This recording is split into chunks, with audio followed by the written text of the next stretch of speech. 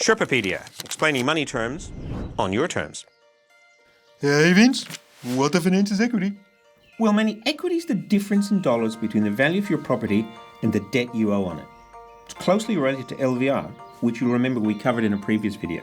In practice, that means if your property is worth $500,000 and your loan is $350,000, then you have equity of $150,000.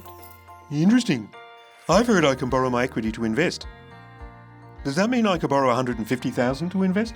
Not quite, Manny. It's certainly true that you can borrow against the equity in your home or investment property to pay for renovations, or as you say, invest. But, What's the but? well, you can't borrow against all your equity, just the accessible equity. Accessible equity? Yes, Manny, that's the equity below an 80% LVR. Quizzical look. Yes, as you can only borrow 80% without paying lender's mortgage insurance, you would only be able to borrow up to $400,000, which is 80% of $500,000. And since you owe $350,000 already, this means you could borrow another $50,000.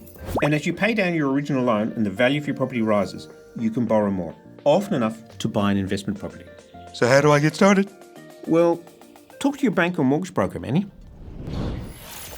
Thank you for watching Sherpapedia. If this has helped you on your money journey, gently tap that like button and don't forget to subscribe to the Life Sherpa channel.